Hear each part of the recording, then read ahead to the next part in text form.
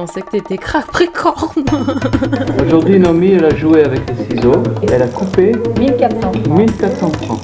1400 Quand francs. tu rigoles, on dirait un chien qui s'excite. Alors pourquoi tu tiens pas? Tu tiens? Mais ouais. On va pas non plus casser du gras dans les yeux des autres, hein.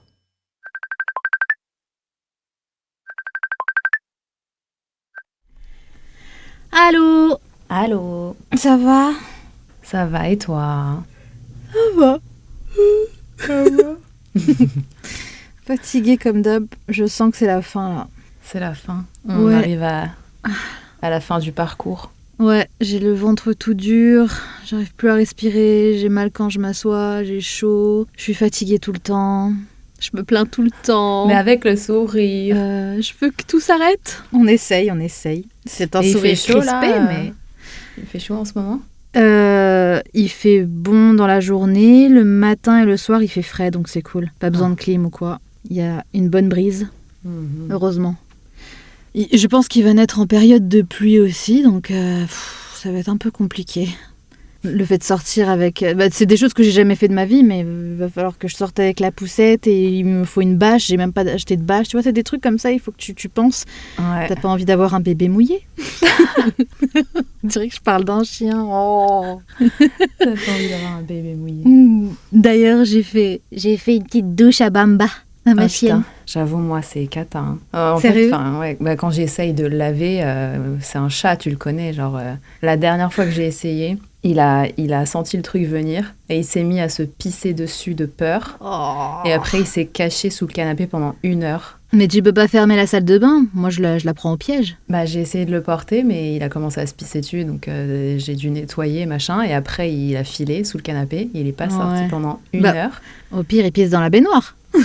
Ouais. Et après, j'ai réussi. Il est revenu vers moi en mode Ouah. petit câlin et je l'ai porté. Mais après, tu sais, il se secoue partout. Mais j'aime trop cette phase, justement. C'est un peu leur récompense. On dirait qu'ils kiffent finalement se sécher. Tu Ils courent crois? partout. Moi, je sais pas. Bah, j'ai l'impression. Ouais, Moi, je sais pas, elle remue la queue à chaque fois. Elle est super heureuse. Tout à l'heure, j'étais en train de parcourir mes messages WhatsApp Ok. et j'ai défilé loin pour trouver le dernier message que j'ai envoyé à papa. Oh. Alors, très très loin, je suppose. Ouais. Ça remonte à bien 2 mois, je crois. Et celui d'avant, c'était pour mon anniversaire. T'as dû noter son nom dans la barre des recherches WhatsApp, carrément, pour trouver la conversation. Et ouais, bah, c'était pour le billet d'avion. Et puis après, je lui ai demandé, et toi, comment ça va? Raconte. Et à ton avis... Comment ça pour le billet d'avion? Non, je lui ai demandé, je voulais venir te voir à la base en novembre.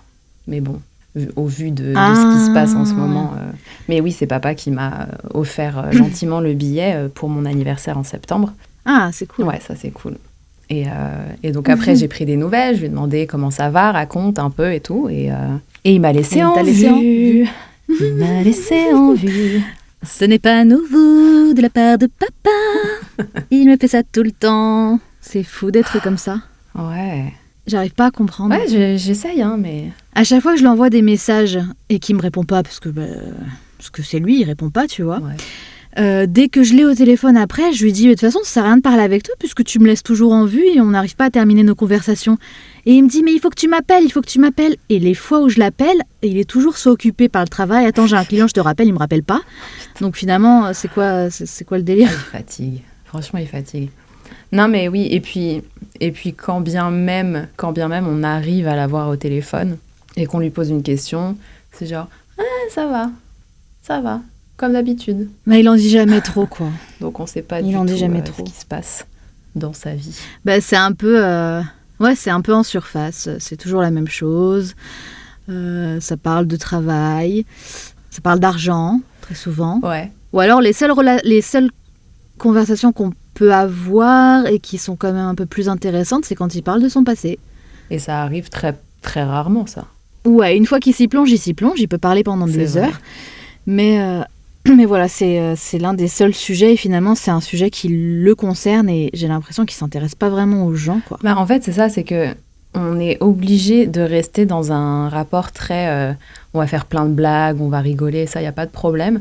Mais quand on essaye d'avoir une vraie conversation avec lui, il va te poser des questions, sauf qu'après, il n'écoute pas la réponse. Donc, c'est hyper frustrant. C'est horrible. C'est horrible. Il te pose une question, tu vas commencer un truc, et après, t'es là, ah ok, bon, bah, il écoute plus, il est passé à autre chose, donc du coup, tu... Mais moi, j'ai abandonné l'idée de lui montrer des choses, de lui parler de moi, de ce que j'ai fait, des exploits que j'ai fait, comme une petite fille, comme je faisais avant. Qui cherche toujours l'approbation et le « Oh, je suis fière de toi, ma fille ». Et non, ça y est, j'ai abandonné cette idée. Et le problème, c'est que maintenant, on n'a plus vraiment... on n'a plus grand-chose à se dire, quoi. Et puis même quand t'as évoqué le podcast qu'on allait faire, toi et moi, c'est quoi la première chose qu'il a dit ? Vous allez parler de moi ? Voilà. My point exactly. Mais je sais même pas pourquoi je lui ai dit qu'on faisait un podcast. Tu vois, des fois, il y a des choses comme ça qui sortent, c'est maladroit. Parce que c'est nouveau, c'est excitant. Mais bon, il écoutera pas de toute façon. Toi, t'espérais quand même une réaction, mais tout de suite, c'est « Ah, ça va parler de moi, alors hein. ?» Ouais. Eh bien, oui. C'est dommage qu'on puisse en arriver là, surtout que j'ai quand même l'impression d'avoir fait un effort de fou, d'avoir changé aussi de pays. Bon, après, je vais pas dire que c'est entièrement pour lui, mais c'est vrai qu'il a quand même un grand rôle à jouer dans tout ça. Parce que j'ai choisi Israël parce qu'il est là-bas, parce que j'ai une part de moi là-bas. Et je pensais que j'apprendrais à le connaître davantage. Et finalement, j'ai été un peu déçue, quoi. Ouais, t'espérais... Parce qu'on n'a pas vraiment construit quelque chose d'un lien fort, tu vois. J'ai juste l'impression qu'on s'est encore plus éloigné et que finalement, la distance n'était juste qu'un prétexte pour moins parler. Exactement. Et finalement, là, le fait d'être vraiment proche de lui, ouais, c'est ça. Tu dis en fait non, ça n'avait rien à voir avec la distance. C'était pas parce qu'il ne pouvait pas, c'est juste que voilà, il fait ses trucs et il se priorise. Ouais, il se met en premier. Et puis, il fait passer ses femmes en premier la plupart du temps. C'est vrai que moi, j'ai des souvenirs quand on était plus petite et qu'il venait encore nous rendre visite en France parce qu'il a arrêté, je pense, vers mes 13 ans peut-être. Mais ouais, il venait nous voir et il était tout le temps sur son téléphone, tout le temps à appeler sa meuf. Donc ouais, c'est vrai que même quand il était avec nous, il y avait toujours ce truc... Il était à moitié avec nous et à moitié dans sa vie privée. Mais ça a toujours été comme ça. Et c'est bizarre aussi de faire naître une sorte de jalousie, tu vois, envers les femmes de sa vie. Mais c'est vrai que c'était dur, quoi. Ouais, avec sa énième copine, la bolchevique, avec laquelle il a fait un enfant. Ouais. Moi, au début, quand il l'a rencontré, déjà, il l'a rencontré sur les réseaux sociaux. Je crois qu'il nous avait annoncé, c'était 1 mois plus tard ou 2 mois qu'il allait être de nouveau papa d'un petit garçon. Il avait déjà bien 50 ans, je pense. Et justement, c'est le souvenir que j'ai, c'est la dernière fois qu'il est venu à Paris nous voir. Et, je pense aussi. Ouais. Et il avait dit un truc vraiment horrible. Il avait dit si c'est un garçon, on le garde. Ouais. Mais il continue à le dire, sauf qu'il dit que c'est elle qui voulait pas de fille. Enfin bref. Oui, mais bon. Si on va plus loin, on sait très bien que pour lui, c'était très important d'avoir un garçon déjà pour la descendance. Et puis, parce que c'est un macho man, donc il a besoin... C'est sa petite fierté. Ouais. Après 3 filles d'affilée, il s'est dit, c'est bon, là, il me faut mon petit modèle. Ouais, je pense que quelque part... il doit sentir, tu vois, pas qu'il a échoué, mais qu'il a un peu, comment dire ça, pas raté l'éducation, mais je pense qu'il s'est senti... Il est passé à côté de l'éducation. Il s'est senti... En fait, c'est ça le truc, c'est que je pense que le fait d'avoir des filles pour lui, c'est... au début, c'est facile parce qu'on est petite et que, voilà, on est des bébés, donc il peut jouer avec nous. Mais à partir du moment où on commence à réfléchir par nous-mêmes et à un peu évaluer ce qui se passe autour de nous, et forcément écouter un peu la version de maman, etc., on se rend compte un peu de l'homme que c'est, au-delà du père. Et oui, là, il y a une fêlure et on se rend compte un petit peu de ses limites. Et j'ai vraiment l'impression qu'il se sent en fait dépassé par les femmes et que il n'arrive pas à communiquer et que tout de suite pour lui, forcément, une femme, elle va être trop compliquée, elle va avoir des pensées trop complexes, des choses qui le dépassent complètement. Et... J'ai pas l'impression, tu sais quoi, je suis pas d'accord avec toi par rapport à ça parce que il est tellement passionné par les femmes avec qui il est. Moi, je l'ai déjà vu dans ses premiers dates avec des personnes qu'il venait de rencontrer. Il a quand même ce truc et les femmes sont folles de lui. Donc, il est entouré que de femmes. Et il aime être entouré que de femmes. Mais petite question. Quand tu dis qu'il est... T'as dit admiratif ? C'est ça que t'as dit ? Je sais même plus ce que j'ai dit. Faut pas poser une question comme ça à quelqu'un qui est enceinte. Est-ce que son admiration, elle va au-delà du physique ? Est-ce que quand il parle de ces femmes... Oui. Ok, d'accord. Ah oui. Non, il est toujours là, putain, c'est quel intellect, elle est cultivée, regarde, écoute la musique qu'elle écoute, elle dit des choses tellement... Enfin, non, vraiment, il est dedans. Après, voilà, je pense qu'il a une date limite parce qu'il est vraiment en quête de passion éternelle et une fois que ça se fane, ça se fane et il passe à autre chose. Mais il a toujours besoin de ça, il est toujours dépendant de la compagnie féminine. Ouais, mais... Et je pense qu'avec nous, il y a peut-être aussi une sorte de date de péremption. Non, c'est ça, je pense il est accro à l'admiration qu'il voit dans les yeux de la femme, donc qu'on lui porte en fait. Et à partir du moment où on voit, entre guillemets, son vrai visage... Oui, non mais c'est vrai, t'as raison. Le mythe est rompu et il faut passer à autre chose, quoi. Je pense qu'il sait qu'on est déçu de lui. Et du coup, il sait plus trop par quel pied danser. Sur quel pied. Avec quel... il sait plus trop. Et par quel pied danser. Sur quel pied danser, j'allais dire avec, tu vois, j'aurais trouvé ça plus logique. Ouais, mais tu l'as déjà fait celle-là avec nous. Tu l'as fait voilà. Ouais. Non, mais... On est reparti pour un tour. Et ouais, du coup, je pense que même pour lui, ça en devient plus agréable du tout d'entretenir une vraie relation avec nous, tu vois. Il va le faire parce que, ça reste primaire et il nous aime et ça fait du bien de se voir de temps en temps, mais ça va rester en surface, ça va rester c'est très superficiel. Mais toi, tu dirais, si je te demande comme ça, à brûle-pourpoint, qu'est-ce qui te déçoit le plus ? Qu'est-ce qui t'a le plus déçu ? Est-ce qu'il y a un truc qui te vient en tête ou c'est quelque chose de global, de général ? J'en suis plus trop au détail avec lui, malheureusement. C'est vrai, hein. Qu'est-ce qui m'a le plus déçu ? Il m'a laissé baigner dans une illusion toute ma vie, où dans l'histoire, c'était lui la victime. Ouais. C'était le héros, c'était la bonne personne, et qu'il a subi tout ce qui lui est arrivé, et que c'était contre son gré que maman est partie, et que c'est elle qui l'a abandonné, c'est elle qui est partie et qui lui a arraché ses enfants. Et moi, en fait, j'ai vraiment construit, je me suis bâtie autour de ça, et j'ai eu quand même pas mal de problèmes avec ma relation avec maman, où je la jugeais pas, mais bon... vu qu'elle était silencieuse et qu'elle n'était pas là en train de défendre sa cause, pour moi, elle avait le mauvais rôle, tu vois. Donc, c'est vrai que maman elle est jamais tombée dans le truc de casser du sucre sur lui, tu vois. Elle a toujours été plutôt bienveillante. Elle a été super saine par rapport à ça. Elle disait souvent que c'était pas un bon mari, mais que c'était un bon père. Elle voulait nous protéger. C'est ce qu'elle répétait souvent. Et pourtant, franchement, encore une fois, tu vois, elle a été vraiment très gentille parce que, oui, effectivement, ça a été un bon père quand il était là, mais il y a rien de plus facile d'être un bon papa quand tu vois tes enfants une fois par an, pendant 2 semaines ou 3 semaines. Tu vois que le bon côté des choses. Tu vois pas l'éducation derrière, les punitions, tout le background. Oui, il était là que pour nous offrir des cadeaux et jouer avec nous. Ouais, c'est les moments fun, quoi, les moments de vacances où on va juste prendre du plaisir et ça va être cool. Et pour nous, c'était pareil. Mais si on avait vécu avec papa, c'est comme ça que ça aurait été tous les jours, tu vois. Alors que non.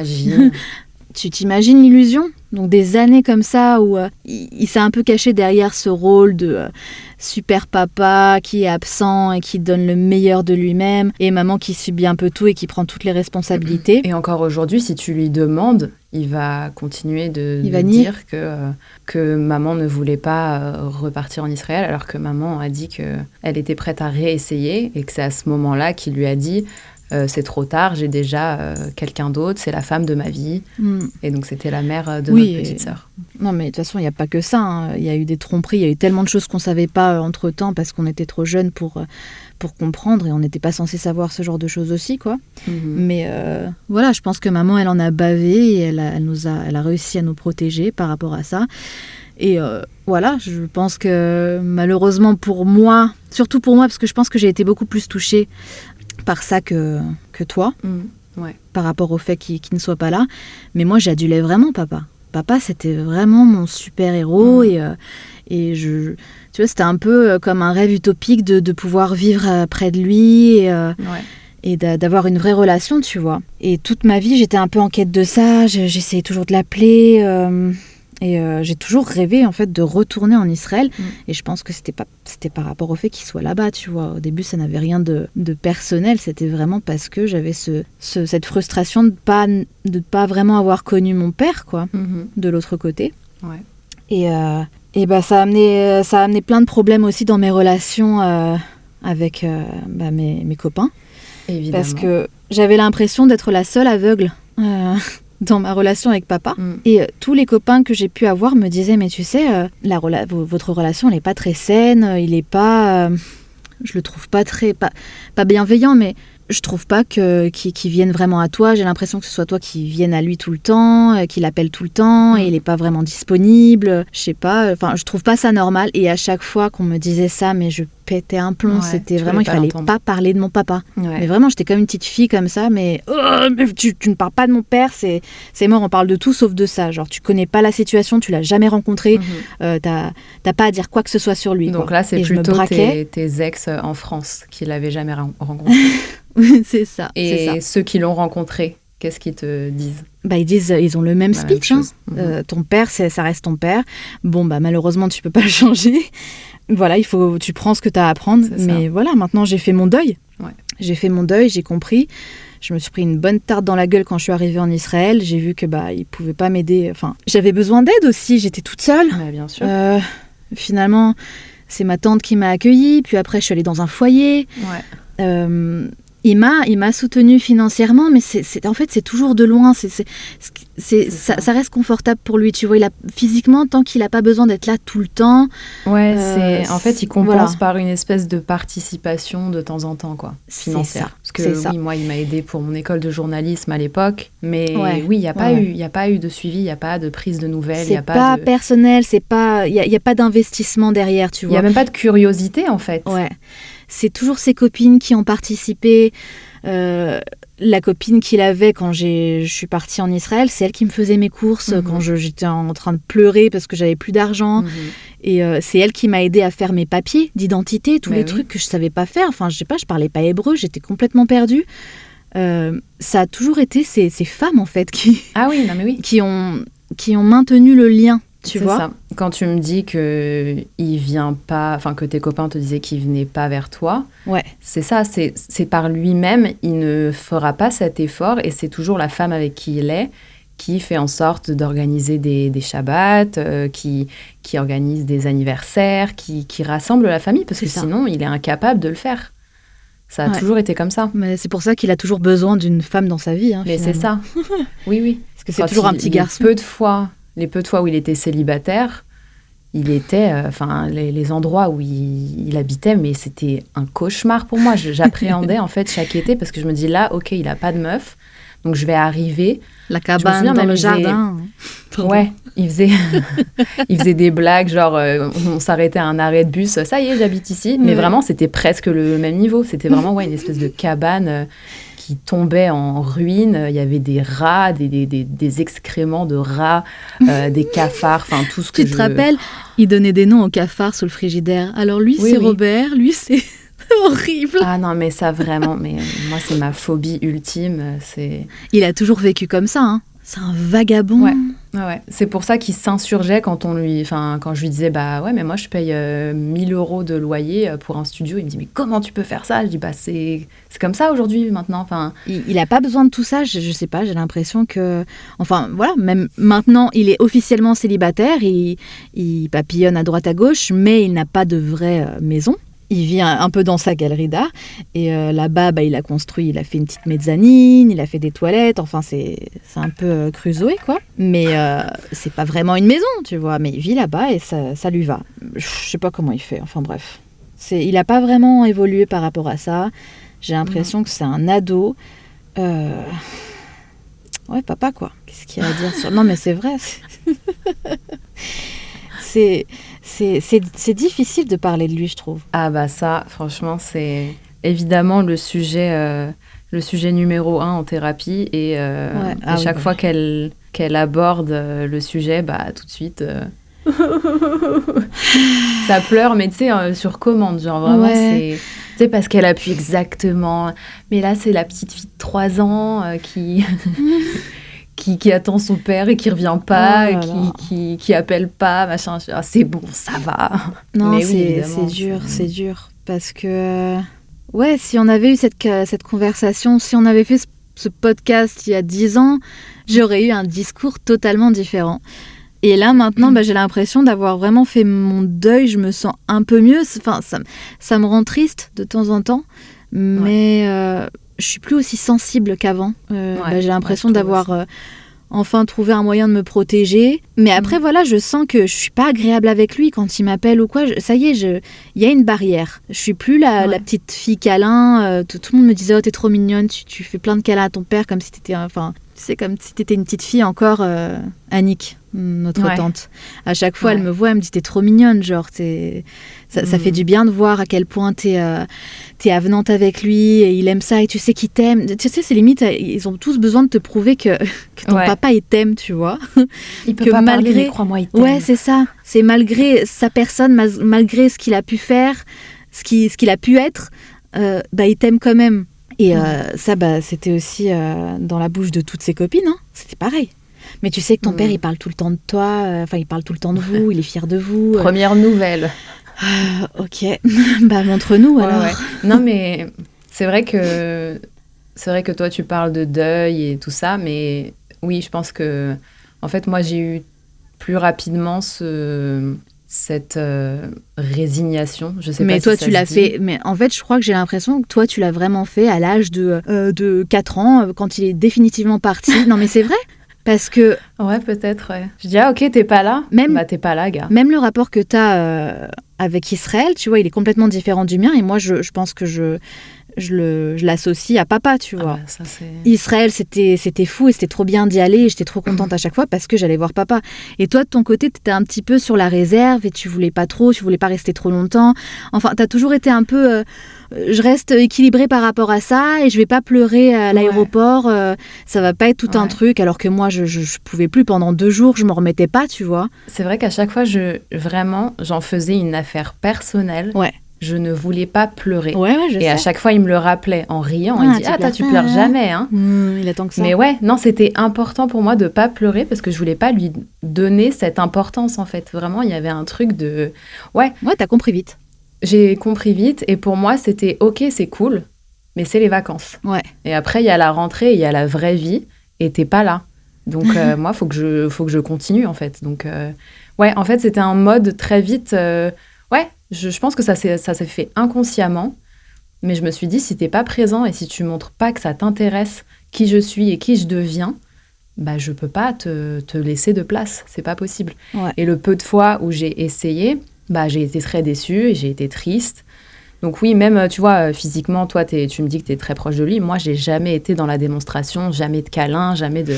Non, c'est toujours très distant. Pour les blagues, on est là. Par contre, on rit comme jamais, tu vois, mais pas plus. Ouais. Moi, à l'inverse de toi, j'ai toujours voulu essayer. Je me suis toujours dit qu'il fallait juste le pousser un petit peu et que ça n'a pas été facile pour lui aussi et qu'il fallait qu'il réapprenne à nous connaître. Enfin, j'essayais toujours de... je me mettais toujours de son côté. L'excuser, en fait. Trouver des excuses pour son comportement. Là où moi, je suis peut-être plus impitoyable et je laisse pas trop de chance, tu vois. Je laisse pas... Parce que oui, tu vois, venir en Israël, évidemment, c'est presque choisir un camp. C'est très dramatique ce que je dis, mais c'est ça, tu vois, si on vulgarise, c'est ça, c'est la France, c'est maman, Israël, c'est papa. Et il faut choisir, en fait, c'est papa ou maman. Et en faisant le move, moi, d'être en Israël, c'était clairement pas pour papa, on va pas se mentir. Mais évidemment que j'avais l'espoir qu'on se voit plus et qu'il y ait un lien, une relation, quelque chose. Et très rapidement, oui, je me suis rendu compte qu'il ne prenait pas de nouvelles, qu'il se déplaçait pas. Et que, il y a eu, moi, un truc qui m'a vraiment... qui m'a calmée. Je me suis dit, franchement, ça, c'est pas possible. C'est la Alors limite. que t'étais déjà assez calme. Oui, déjà. Mais oui, c'était justement la fameuse copine avec qui il est resté 3-4 ans, qui t'a aidé à ton arrivée et tout. C'était vraiment une femme exceptionnelle, travailleuse, qui avait quitté la Turquie avec sa fille, donc célibataire, qui travaillait mais tout le temps dans le marbre et tout. Genre, elle allait... Enfin, vraiment, elle mettait les mains dans le cambouis, tu vois. C'était vraiment... Elle faisait tout. Ouais. Le ménage, tout. C'était... Et elle vivait avec ses parents. Et donc... Elle recueillait carrément ses Exactement. parents. Donc, toute la famille était derrière son dos, quoi. Elle portait tout le monde sur ses épaules. Et, elle portait tout le monde sur ses épaules, voilà. Et papa aussi. Et papa aussi, lui, il a tendance à profiter clairement des femmes avec qui il est financièrement aussi. Donc c'est une petite biatch. C'est elle qui faisait les courses. C'est une grosse biatch, c'est une grosse chouin. Et d'ailleurs, c'est drôle parce que, tu vois, c'est ce genre de truc, mais tu te forges là-dessus. Ou le peu de fois où on parlait, tu vois, de mes relations avec les garçons et tout, même plus jeunes, c'était trouve-toi un mec riche. Mais premier degré, c'était sa seule ambition pour moi, tu vois. Et ça, déjà, tu vois, tu commences à voir que t'as pas les mêmes... tu peux pas concevoir ce genre d'idée. Donc forcément, il y a une distance qui se crée. Et donc, avec cette femme, je l'ai juste vue prendre beaucoup. Bon, je veux pas le diaboliser non plus, évidemment, qu'il devait faire des choses pour elle. Mais... Son compte est bon, là. Mais franchement, c'était vraiment... Donc déjà, il utilisait sa voiture, il vivait chez elle. Elle s'occupait en plus de notre petit frère. Vraiment, elle donnait tout. Et puis voilà, elle rassemblait toute la famille. Elle a déjà fait venir notre oncle des États-Unis pour lui faire une surprise. Moi, elle m'avait ramenée de Paris alors que j'étais en journalisme et tout. Elle payait le billet. Toutes les femmes de sa vie, elles l'ont mis sur un piédestal. Elles 5. Voilà. Ouais. Et donc, moi, j'avais beaucoup de mal à voir ça. Et voilà, très brièvement, mais physiquement, cette femme... ne correspondait pas à ses standards de beauté à lui, c'est-à-dire que elle était un peu ronde, elle prenait du poids, elle perdait du poids, elle avait du mal avec ça, tu vois. Et physiquement, il lui faisait toujours comprendre qu'il fallait qu'elle change, à tel point qu'elle a fait de la chirurgie pour lui, et que même après ça, il était toujours pas satisfait. Donc t'imagines mentalement ce que tu fais à une femme de lui dire... C'est horrible. Tu ne me plais pas physiquement, il faut que tu changes pour me plaire. Elle le fait et ça va toujours pas. Et ils restent ensemble. Et donc voilà, il y a eu un moment, donc évidemment, ça s'est arrêté, heureusement pour elle.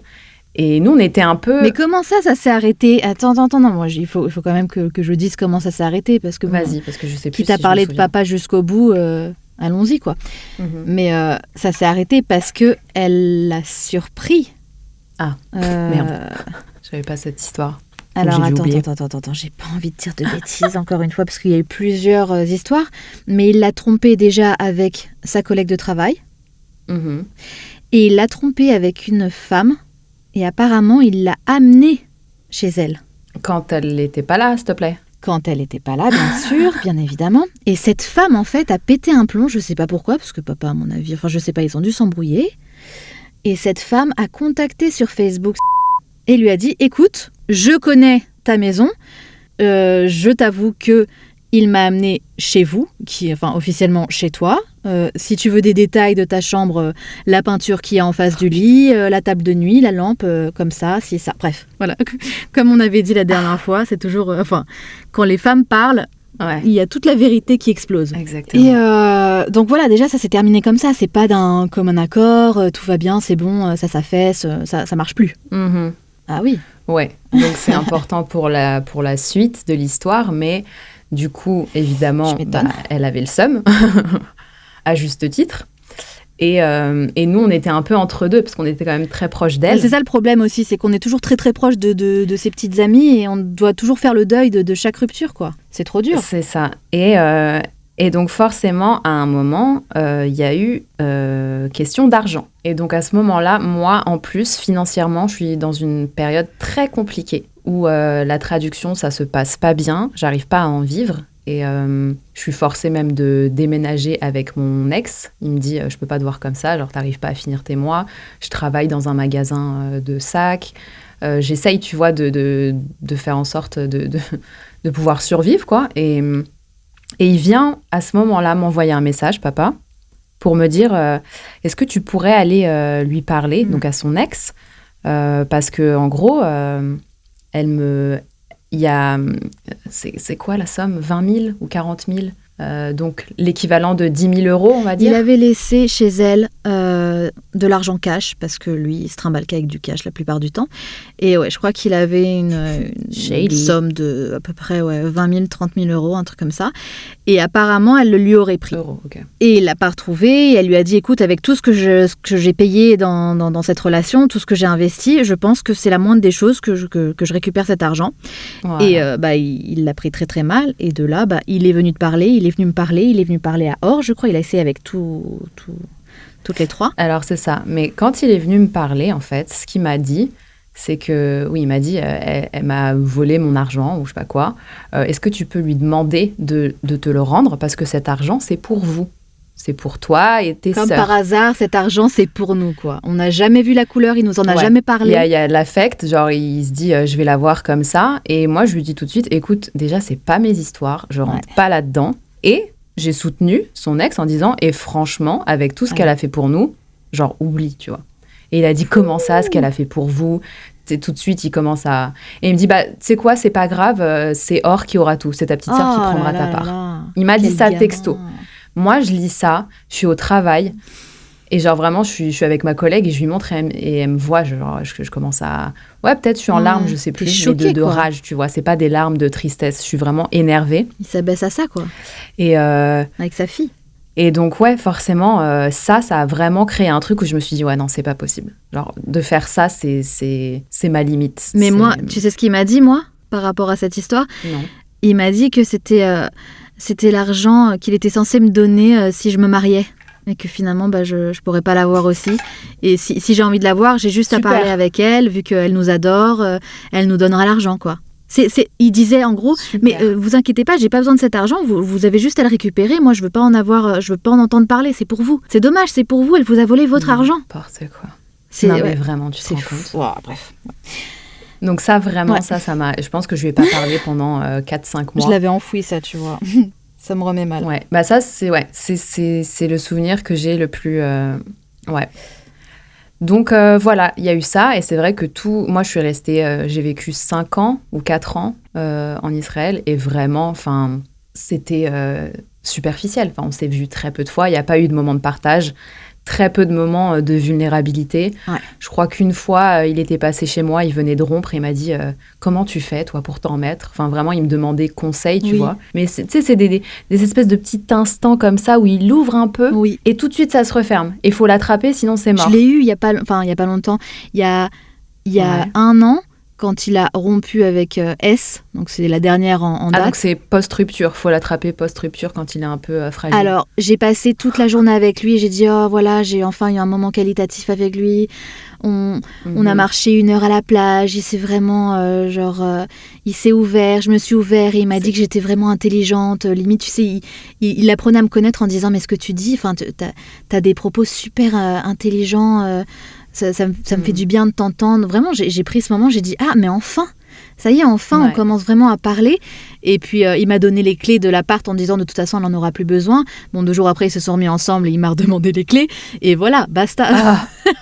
Putain, non, mais en fait, fini. Vraiment, c'est une relation de chaud-froid qui est insupportable.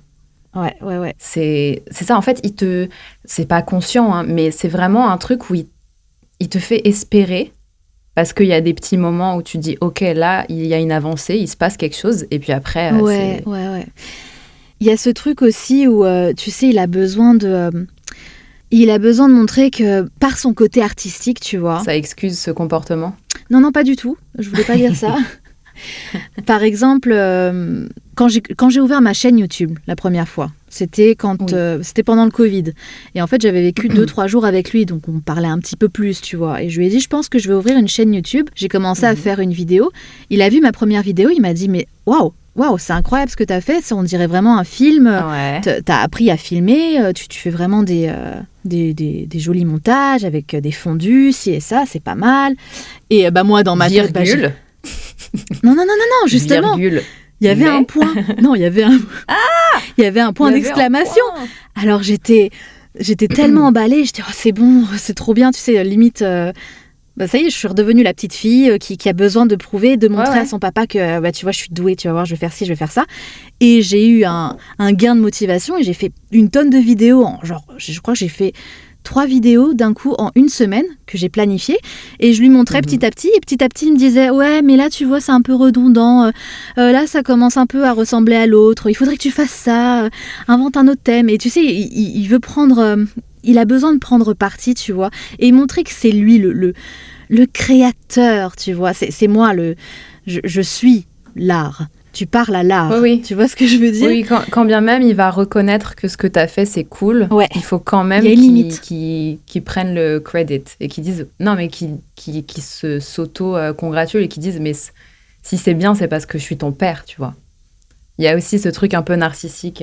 Même pour la chanson, parce que je chante... il m'a toujours fait chier avec ça, mais j'ai fait un télécrochet en 2016 et je suis arrivée en demi-finale dans les 16 derniers. J'ai eu le malheur de choisir de chanter Beyoncé Drunk in Love, donc c'est quand même une chanson très très compliquée. J'ai pas eu beaucoup de temps pour la pratiquer. Non, mais à préciser aussi, c'est que tu voulais la chanter en acoustique et que ils m'ont pas laissé le choix. La production t'a carrément poussé à danser, à faire le vrai truc Beyoncé, à mettre des échasses, à me mettre dans une robe super serrée où je pouvais à peine respirer. Je suis arrivée, on me portait, il y avait 4 danseurs qui me portaient en arrivant. Donc oui, effectivement. Donc déjà une chanson très compliquée, ils te l'ont surcompliquée. Enfin bref, j'ai été éliminée. Papa, c'était mon fan number one, il venait à tous les primes au début, tu vois, il était à fond, il se disait ça y est, c'est This Is It, ça va arriver, elle va participer à l'Eurovision, elle va réussir, elle va devenir célèbre. Et depuis cet échec, il ne me rabâche que ça à chaque fois. Dès qu'on parle de chansons, c'est mais pourquoi t'as choisi Beyoncé ?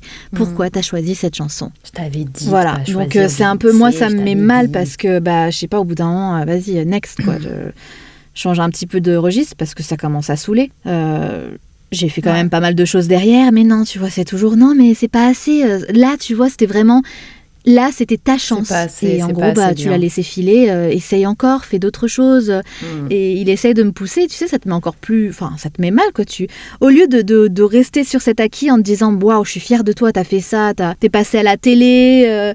Enfin, voilà, t'as fait un exploit, tu vois, c'est un truc que tu peux marquer sur ta bucket list. Non, il faut absolument qu'il y ait un regret derrière en te disant « Mais pourquoi t'as fait ça ? Pourquoi ça s'est terminé comme ça, quoi ?» Et... Donc, tu vois, c'est compliqué. T'es mon papa ou t'es mon manager ? T'es dur. T'es très, très dur. Donc, du coup, tu te remets toujours en question. Ouais, il y a un regard toujours très, très, très Depuis critique. toute petite, hein, je sais pas, quand je revisionne les vidéos, c'est pareil. Quand on racontait nos histoires, on racontait des histoires, justement, les contes de Perrault, etc. On les connaissait par cœur et on les racontait à toute la famille. Il y a un moment, il nous avait filmés et il suffit que je prenne un peu trop de temps et que je me rappelle plus et que je confonds la page ou je sais plus. J'étais petite, hein, quoi, on a 3-4 ans.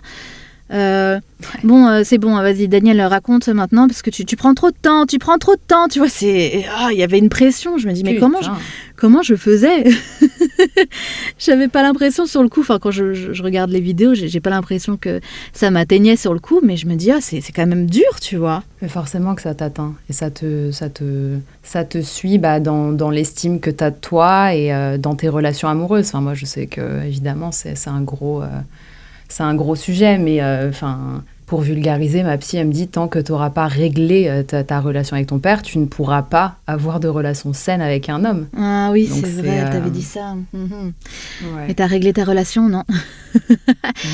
Elle t'a demandé de faire quoi en soi? Parce que c'est très bateau de dire il faut que tu règles ta relation avec ton père. Bah, ce serait avoir une conversation, mais bon, tu vois...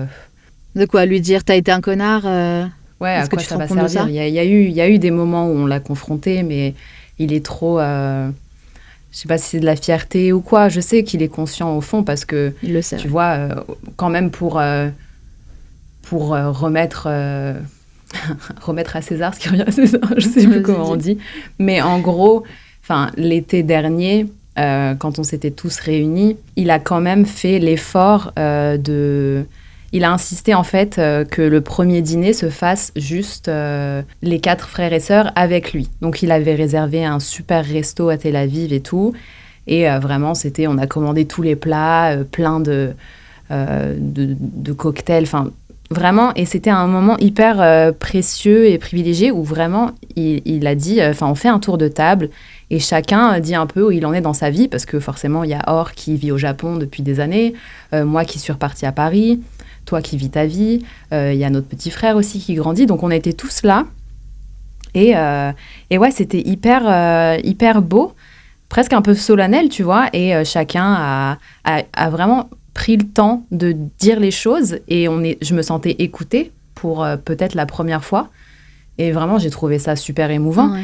Et quand c'est venu à lui de parler, on a vu, tu vois, que ça lui coûtait un peu et tout, mais il a quand même réussi à dire, avant toute chose, j'aimerais que vous sachiez que je suis hyper fière de vous. Et ça, tu vois, franchement, ça paraît bête, mais une phrase comme ça, si tu me l'avais dit il y a quelques années, tout au long de notre enfance, peut-être qu'aujourd'hui, ouais, il y aurait un peu moins d'insécurité et de tout le temps se remettre en question sur tout ce qu'on fait, en fait. Donc, Ouais.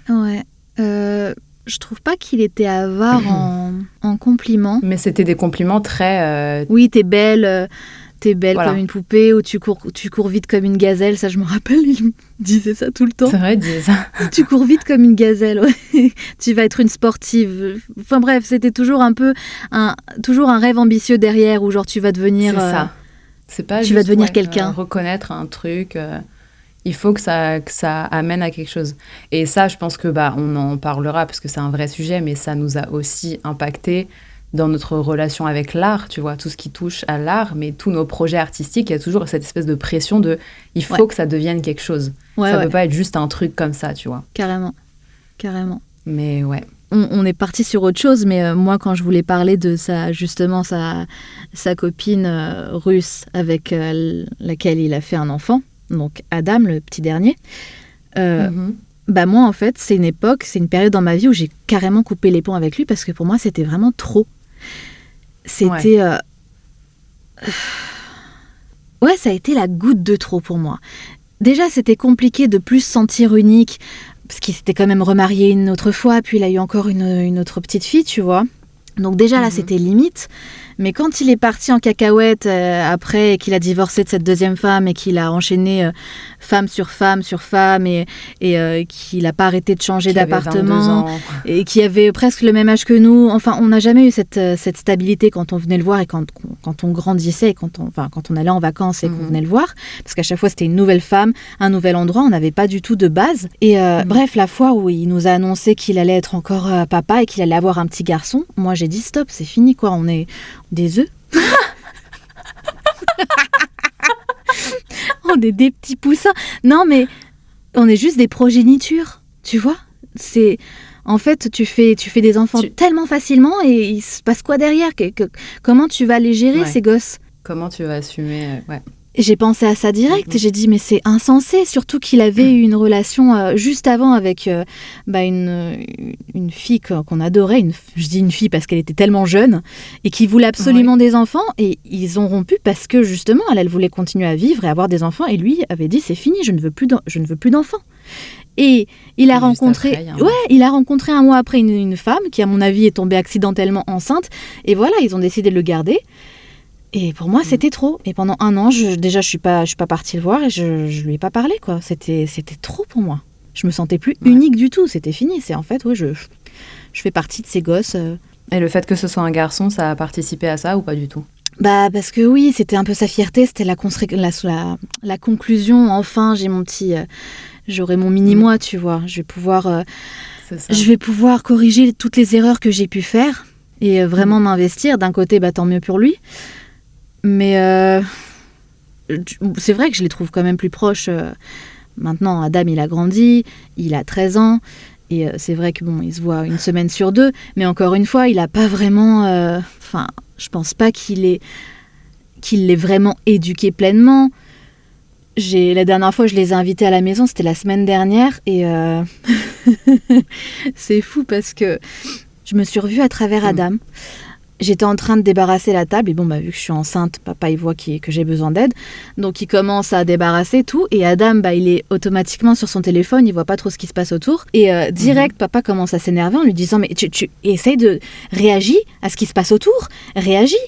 Tu vois bien que là, elle a besoin d'aide. Tu vois bien qu'il faut faire ci, qu'il faut faire ça. » Et direct, Adam, il commence à s'énerver en disant « Mais dis-moi juste ce que tu as besoin que je fasse, tu vois. » Et c'est ça. En fait, il pense qu'il faut anticiper tous les trucs et tout de suite, ça sort hyper agressif, quoi. Déjà, mais il lui a dit si je t'avais éduqué, t'aurais pas été comme ça. Et ça, je me rappelle l'avoir entendu toute ma vie, cette phrase. Ça, c'est la phrase qui nous fait vriller, vraiment. En gros, tous nos défauts, c'est parce que on n'a pas vécu avec lui. C'est à cause de maman. Voilà. Donc, si on avait vécu avec lui, on aurait été parfaite. Des bonnes femmes à tout faire. Non, bref, ça fait chier, quoi. C'est un peu énervant, quand même. Ah bah. Il s'en sort bien. Plutôt pas mal, hein. Mais on l'aime quand même, hein. Bah oui. On est assez intelligente pour... pas passer outre, mais... Voilà, mettre ça de côté et de se dire que, de toute façon, on ne peut pas changer une personne, encore moins quand il vieillit. Non. Donc, voilà, on le prend comme il est, on prend ce qu'on peut prendre avec lui et voilà, moi j'ai fait mon deuil, donc je suis contente parce que c'est vrai que c'était très dur psychologiquement. Et là, je me sens mieux. Mais c'est vrai que ça a été difficile, quoi, dans ma vie, dans mon évolution, dans tout, dans ma perception des hommes. Ouais. C'est vrai que, moi, tout de suite, en fait, quand je rencontre... je suis souvent attirée par le même profil d'homme, évidemment, devine. Mais oui, j'ai un attrait, j'ai une fascination pour les garçons qui sont dans le domaine artistique, en général.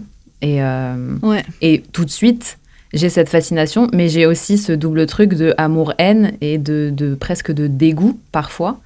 Parce que tout de suite, pour moi, si t'es un artiste, tu rentres dans cette case d'homme un peu, bancal, pas stable, émotionnellement un peu indisponible, tu vois, très limité. Donc c'est en ça que ça te suit. Effectivement. Ça me met pas très bien, en fait, de parler de lui à chaque fois. Ouais. Même si je suis préparée à ça, même si je sais qui il est, le fait de parler de lui, et même de parler de lui de manière aussi péjorative, je trouve ça... T'aimerais que ce soit différent, triste. T'aimerais en parler de... Ouais, parce que je l'aime tellement. Oui. J'ai quand même besoin de lui dans ma vie, tu vois. Malgré tout. Enfin, je prends ce qu'il y a à apprendre, mais j'ai besoin de lui, et c'est vrai que ça fait mal que ce soit comme ça, et que ça reste comme ça, malgré tout. Il y a des sujets lourds comme ça. Bah oui, hein. Mais oui, c'est d'autant plus compliqué parce que, comme tu dis, même si on se fait un peu une raison, il y a toujours une partie de nous qui espère qu'à un moment, il se passe quelque chose. Mais je pense qu'il a eu un papa comme ça aussi, tu vois. Bah oui, nous, on l'a connu comme étant le grand-père bonbon, super mignon, super gentil, le Shabbat, tu vois. Mais je sais que déjà, il n'est pas fier de son père. Il y a une sorte de déception derrière. Il est un peu team maman, tu vois. Pour ça, il soutient sa mère. Sa mère, ça a été un peu l'héroïne de sa vie. Et je pense que c'est pour ça aussi qu'il a besoin d'être entouré de femmes à chaque fois. Et je pense qu'il il connaît la valeur de la femme, tu vois. Il sait à quel point la femme est importante. Mais du coup, il reprend la place un peu du papa qui fait le strict nécessaire, tu vois. Qui est en retrait. Ouais, c'est ça, qui est en retrait. Il va donner ce qu'il peut donner, donneur de sperme. Oh non, je suis méchante. Tu sais que je lui ai déjà dit ça en plus. Oh là là, Aïe. j'ai été très méchante là, la fois où j'ai dit ça. Ouais. Mais il y a eu un... je crois qu'on a eu une discussion une fois et j'ai explosé. Et je lui ai dit, en fait, t'es juste un donneur de sperme. Aïe. Ouais, aïe. Et c'était quoi la réaction? Ouais, ma maladresse en plus. Il s'est fermé. Ouais. Il m'a dit, c'est comme ça. Enfin, c'est ce que tu penses de moi. Mhm. Non, mais ça a été dur. Hein. Bref. C'est très lourd, là. Très, très lourd. Oh, flûte alors. Très lourd. Sur... Oh, merde. Comment rééquilibrer le... Je sais pas. En tout cas, on a une maman au top. Ouais. J'ai un copain au top aussi. Oui. Donc ouais, mon fils, je pense qu'il va pas, enfin, il aura pas de problème au Non. niveau de ça. Il aura un bon père. Ah ouais, franchement. Donc tout va bien. Et encore une fois, on n'est pas à plaindre non plus. C'est pas comme s'il nous avait abandonnés, il nous Non, reniait non, ou quoi. non. On a Bien un sûr que papa. Après voilà, on le prend avec ses défauts. On lui a un peu fait son procès là, mais il fallait que ça sorte aussi. Mais il faut. Voilà, c'est dit. Aïe. Tu vas faire quoi là?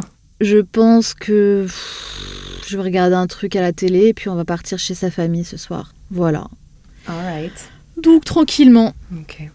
Je sais pas quand je vais accoucher. Genre j'ai trop peur d'avoir accepté des projets et de pas pouvoir les faire, tu vois. Donc je me dis il faut que je le fasse maintenant. Et à chaque fois j'en reçois d'autres et je me dis bon bah de toute façon j'ai pas encore accouché donc je les récupère. Ouais. Et c'est horrible de pas savoir. On n'arrive pas à dire C'est non. dur de pas savoir. Je veux contrôler ça. Dis-moi quand t'arrives, bordel. Ah là là. Ces jolies paroles. Voilà, sur ces jolies paroles, bah écoute, ça m'a fait du bien de parler de ça avec toi, mine de rien. Ça fait du bien et ça fait du mal. Mais Ouais, c'est ça. T'as résumé la relation. Ça Ouais. fait du bien, mais ça fait du mal. c'est ça. Tu connais, t'as vécu les mêmes choses que moi, donc je me sens d'autant plus solidaire, quoi. Je me sens encore plus proche de toi par C'est rapport vrai qu'on à a ça. cette chance de Cette pouvoir... chance. D'avoir vécu les mêmes merdes. Bah, on a la chance d'être sœurs et de pouvoir se reposer l'une sur l'autre, quoi. Ouais. C'est Bon, important. bref, ça me saule d'être toute mielleuse, là. Mais c'est bien d'être mielleux, moi j'ai besoin de ça. Hein. Les hormones qui parlent, là j'ai besoin. Tu veux du miel dans ta vie?